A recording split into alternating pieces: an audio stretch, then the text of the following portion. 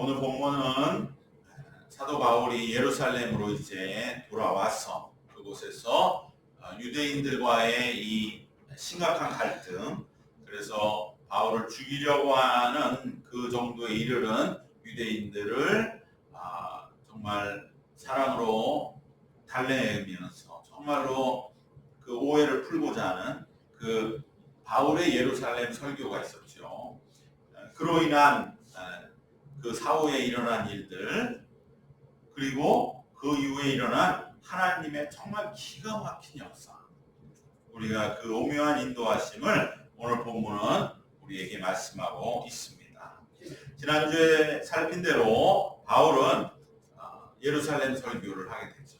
이제 예루살렘에서 마지막 순교를 각오하고 바울은 이제 이곳에서 자신을 죽이려는 사람들 앞에 당당히 서서 자신의 마지막 메시지를 전하면서 그때의 스데반의 순교와 같이 뭔가 그 이스라엘의 구약의 역사를 되풀이하는 그러한 설교를 하지 않고요. 스데반은 그렇게 설교했지만 바울은 그때 철저하게 자신의 체험을 고백하는 것이죠. 그러면서 바로 다메섹에서의 회심을 전하는 것이죠. 바울의 마지막 이 세상에 남기고 싶은 메시지는 결국은 그 회심의 속에서 만난 예수님, 그 예수님을 전하고, 그리고 그때 내가 예수님을 만났다, 그래서 내 인생이 바뀌었고, 그리고 또 하나 중요하게 바울이 여기에서 전하는 것은 자신이 평생 예루살렘과 직접적으로 연결되면서 바로 이슈가 되었던 바울은 예루살렘을 배신했다. 사실은 그게 아니었는데, 그래서 자신이 아무리 1차, 2차, 3차 전도 선교를 통해서 그렇게 정말 눈부신 하나님의 교회를 세워나가는 역사를 이루는 그 영광의 한복판에도 늘 마음 한구석이 어둠으로 남아있던 예루살렘을 배신했다고 하는 자기를 둘러싸여진, 자기에게 뒤집어 씌워진 이 오명, 오해, 이것을 푸는 그러한 언급을 하죠. 사실은 내가 예수님을 다메섹에서만 만난 게 아니고 그 다음에 내가 바로 예루살렘 왔지 않느냐. 여기에 있을 때 예수님 나에게 한 번 더 나타났습니다. 그래서 너는 속히 예루살렘을 떠나라. 그 예수님이 나에게 주님이 말씀하지 않았다면 나는 예루살렘에서 그대로 복음을 전하다가 나는 죽어도 좋다, 이러한 마음이 진심이었다는 것을 바울이 전하게 되었던 것입니다. 지난주에 우리가 그 바울이 왜 예루살렘을 떠났는가, 그 말씀을 평생 담아둔 자기만의 비밀이자 그 맺힌 한을 바로 예루살렘에서 선포하면서 이제 나에 대한 모든 오해가 풀렸으므로 나는 이제 여한이 없어, 나는 예루살렘 결코 떠나기를 원치 않았다는 것을 말씀했습니다. 이것은 무엇입니까? 바로 예루살렘에 대한 사랑이죠. 바울은 누가 뭐래도 유대인답게 예수님 돌아가신 골고다의 그 예루살렘에 대한 사랑을 표현한 것이죠. 여러분, 여기서 이제 문제가 생깁니다. 자기를 죽이려는 사람들이 예루살렘 사람들이잖아요. 그런 예루살렘을 나는 너무나 사랑합니다. 이렇게 선포를 할 적에 그 자기를 죽이려고 하는데, 이쪽 유대인들은 예루살렘 사람은 바울을 죽이려고 하는데 그 사람은 나는 여러분을 사랑해요, 이 상황입니다. 이것이 뭡니까? 예수님이죠. 바로 예수님이 십자가에 달려 돌아가실 때 사람들은 다 예수를 십자가에 못 박아라, 저 피를 우리가 봐야 되겠다, 그런 원수짓을 하는 사람들 앞에 예수님은 나는 너희를 사랑한다. 바울도 똑같습니다. 예루살렘 사람들이 전부 모여서 저 원수 바울, 우리를 배신한 녀석, 우리가 젊었을 때 사울일 때 얼마나 사울한테 박수 쳐주고 정말 키워주고, 그래서 우리가 기대하고 내가 나중에 예루살렘 성전에 큰 지도자가 돼서 정말 이 허물어져가는 유대교를 다시 한번 부흥시킬 사람으로 우리는 바울을 그렇게 키우려고 했는데, 그래서 그렇게 적극적으로 우리가 어릴 때부터 키워줬는데, 그러한 예루살렘을 배신하고 오히려 전 세계를 떠들면서 유대교를 공격하고 예수를 죽인 것이 잘못되었다고 그렇게 선전한 예루살렘의 철저한 배신자 사도 바울, 너는 우리 손에 죽어 마땅하다. 너를 죽일 거야. 왜? 바울 네가 우리를 배신했으니까. 이렇게 지금 생각하고 죽이려는 사람 앞에서 사실 그게 아니었죠. 그게 아니었고, 바울은 결코 예루살렘을 떠날 생각이 없었고, 지금도 나는 당신들을 사랑합니다. 여러분, 이것이 바로 예수님의 길을 바울이 그대로 간 것이죠.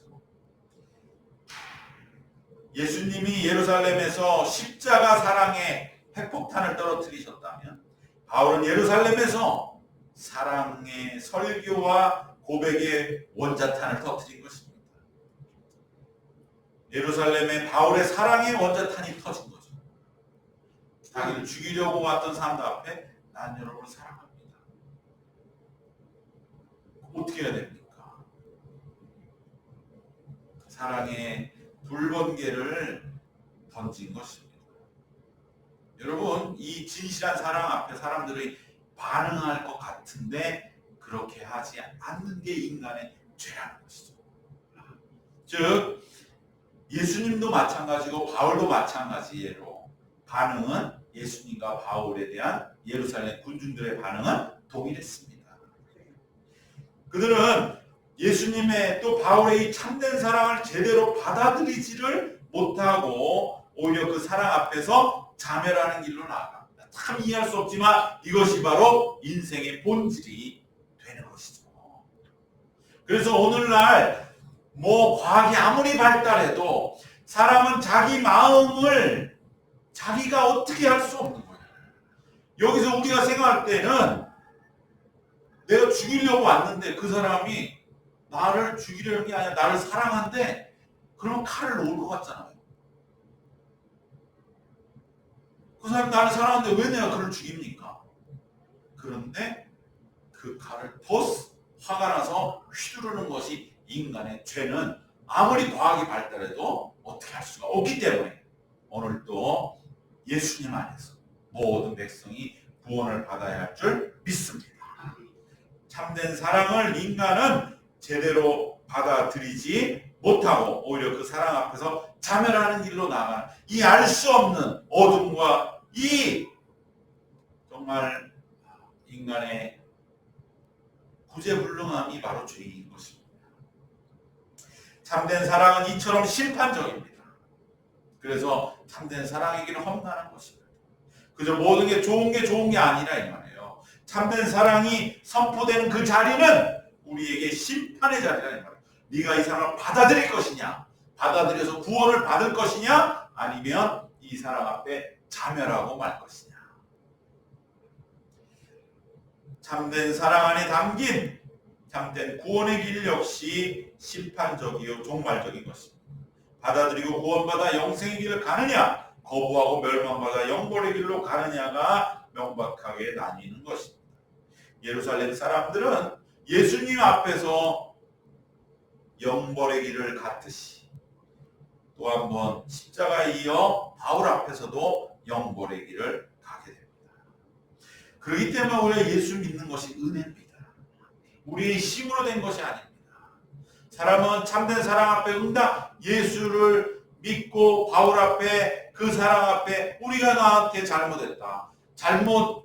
너를 오해했다. 네가 예루살렘 버린 줄 알았어. 그게 아니었구나. 이렇게 반응하지가 않는다는 거예요.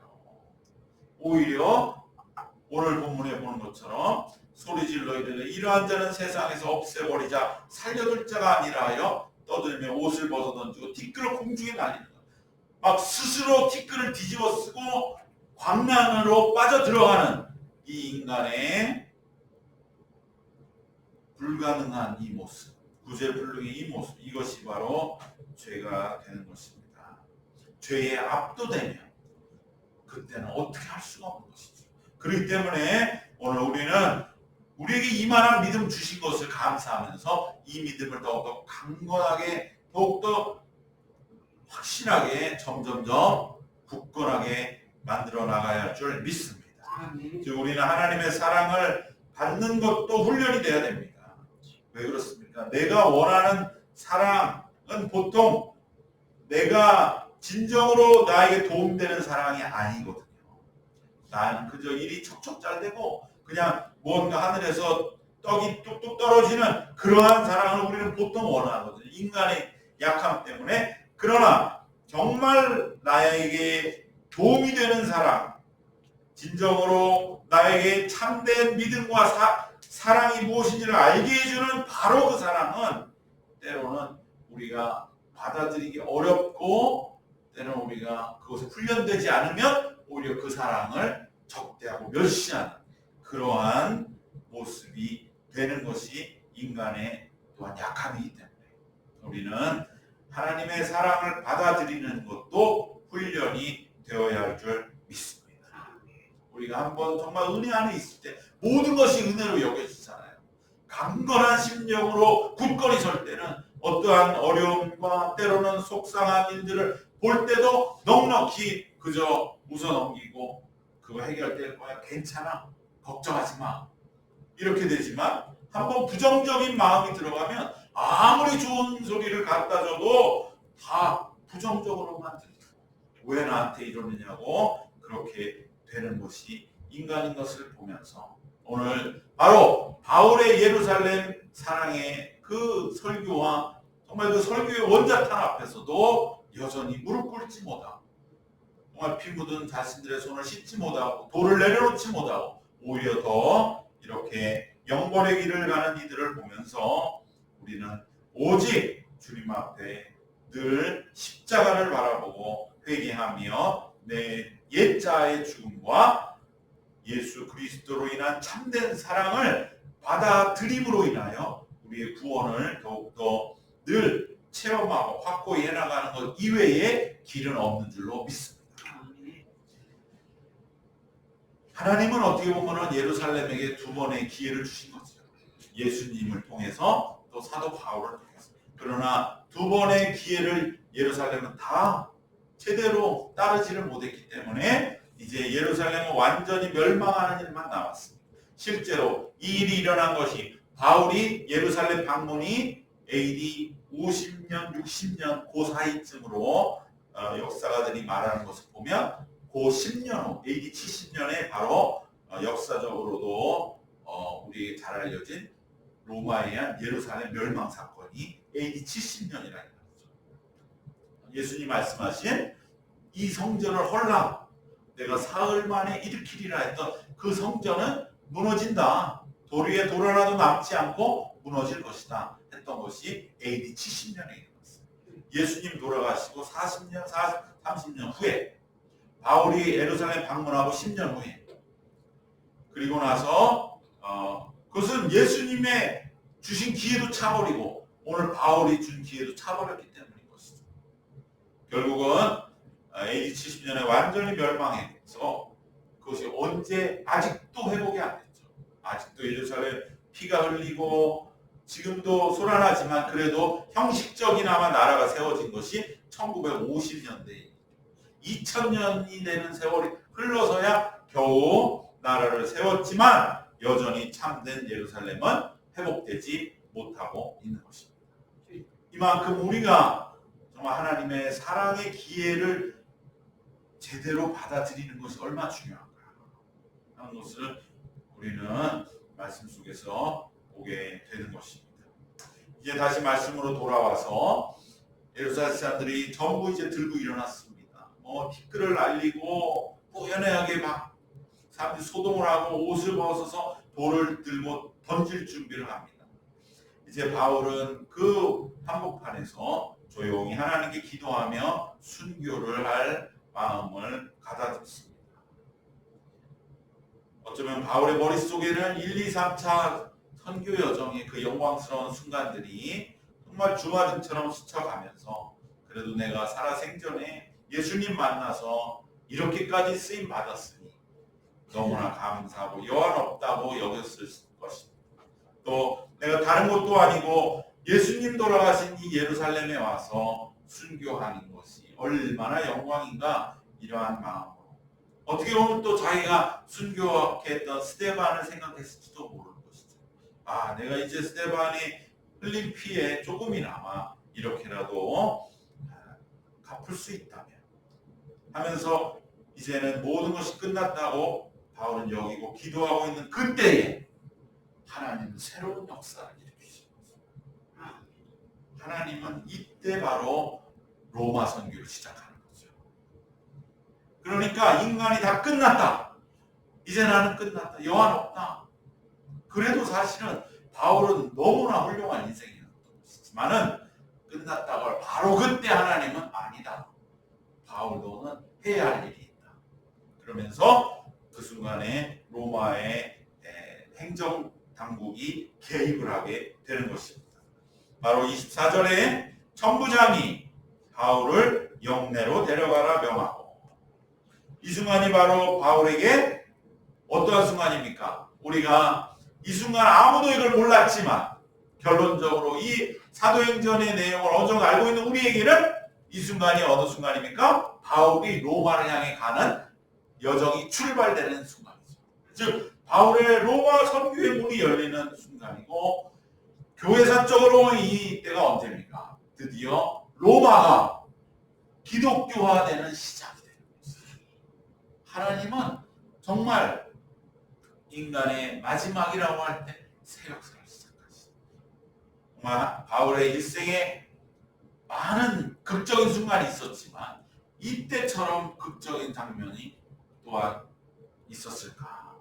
이제 다 끝났다고 생각했는데, 마지막 말씀도 전했는데 하나님은 바울을 여기서 다시 살리시는 것입니다. 그리고 로마를 향했습니다. 네가 물론 소아시아와 마게도니아와 아가야, 그리스까지 다 전했지만 진정 전 세계를 당시에 호령하는 로마의 한복판에, 로마의 심장에 예수의 복음의 역사를 마지막 전해야만 온 세계를 그리스도의 나라로 만드시는 하나님의 역사가 이루어지는 것을 위해서 하나님은 바울을 쓰신 순간은 사실은 예루살렘 한 구석에 너무나 볼품없고 형편없고 비극적인 순간에 일어났던 것입니다.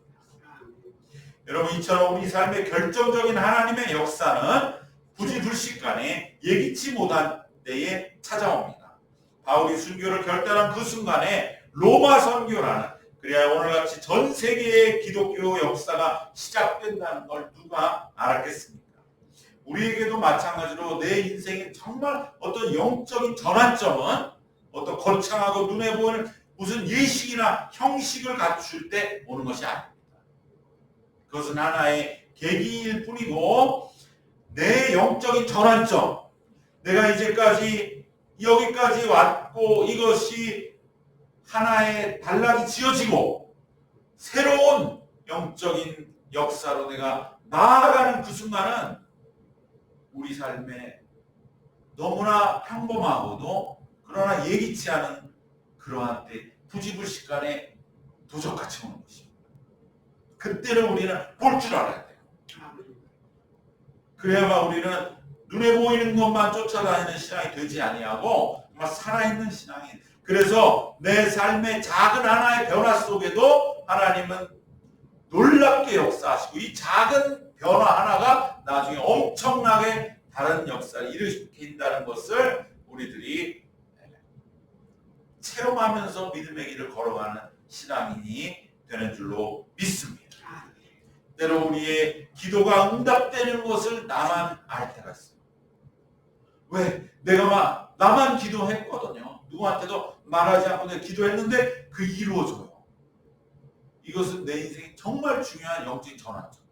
아, 하나님은 살아계시고.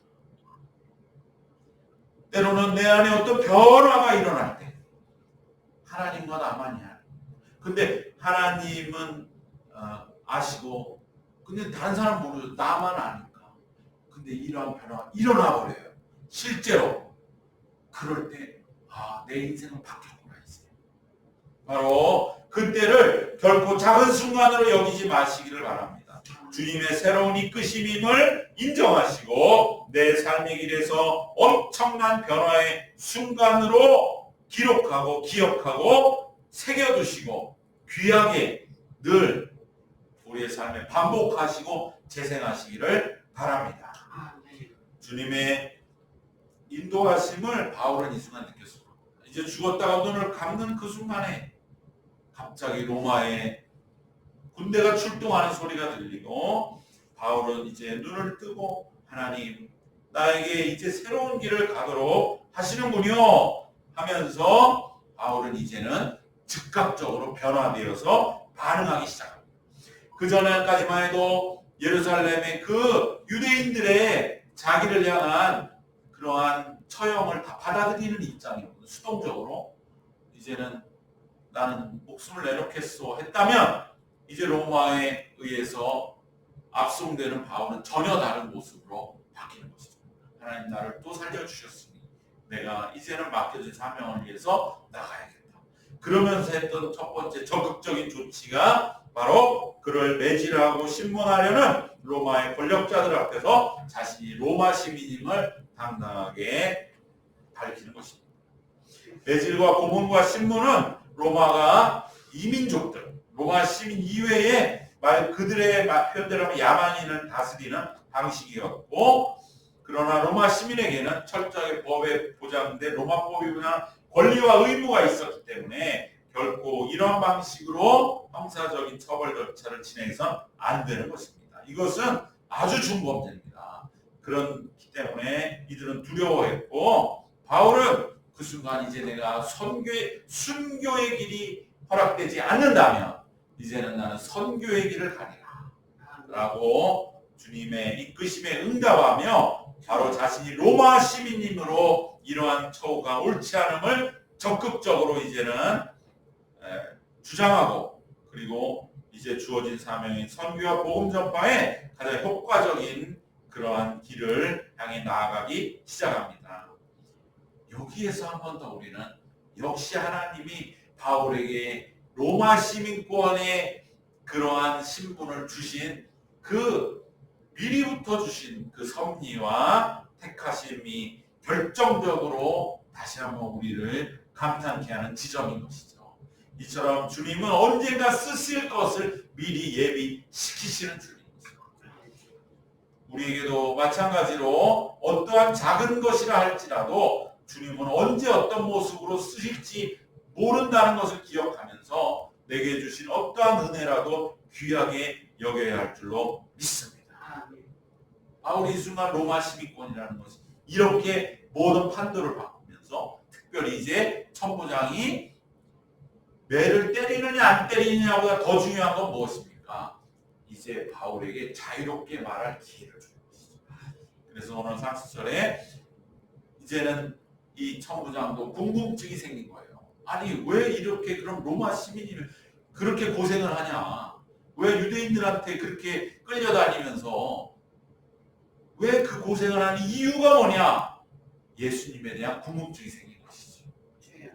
하나님이 놀랍게도 역사를 이끄시고 선교의 길을 인도해 가시는 모습을 보면서 오늘 우리의 삶에도 정말로 하나님이 주시는 은혜의 아주 작은 거라도 놓치지 말고 우리들은 그 은혜를 늘 귀하게 간직하고 언젠가 이것이 반드시 쓰임 받는다. 그 믿음을 가지고 우리의 주어진 믿음의 길을 다시 한번 결단해야 할 줄로 믿습니다. 오늘 말씀 결론을 정리하겠습니다.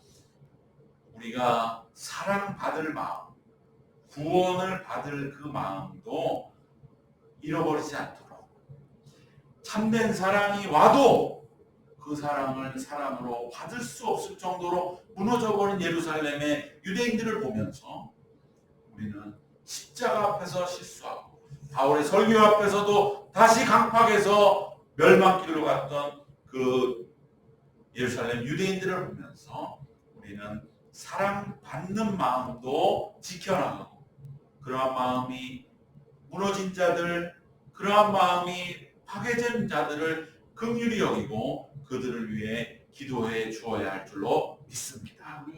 두 번째로 순교의 자리가 선교의 자리로 바꾸시는 하나님의 이 섭리의 손길을 우리가 보면서 우리들의 삶에도 갑작스럽게 주님이 어떠한 변화를 허락하실지 모르지만 그 주님의 이끄심에 우리는 즉각적으로 바울과 같이 응답해야 할 줄로 믿습니다. 마지막으로 바울의 로마 시민권 같이 우리의 그 어떤 것이라도 주님은 허투루 주지 아니시고 반드시 앞일에 쓰시고자 준비시킨 것이라는 것을 명심하시고 내게 준 모든 것은 언제나 쓰임받는다는 것을 믿고 지나온 삶들을 귀하게 여기는 우리 모두가 되시기를 주님의 이름으로 축원합니다. 기도하겠습니다. 사랑과 은혜가 충만하신 우리 하나님, 사도 바울이 이제 예루살렘의 마지막 말씀을 전하고 그의 삶을 마감하려 했지만, 그러나 하나님은 그 순간 바로 새로운 로마 선교의 역사를 시작하신 오묘한 하나님의 손길을 보면서 살아계신 하나님, 우리의 삶에도 우리는 마지막이라고 여길 바로 그때에 새 역사를 시작하시는 하나님의 손을 바라보면서 우리의 삶도 꺾이지 않고 끊이지 아니하는 인도하심에 온전히 응답하게 하여 주시옵소서.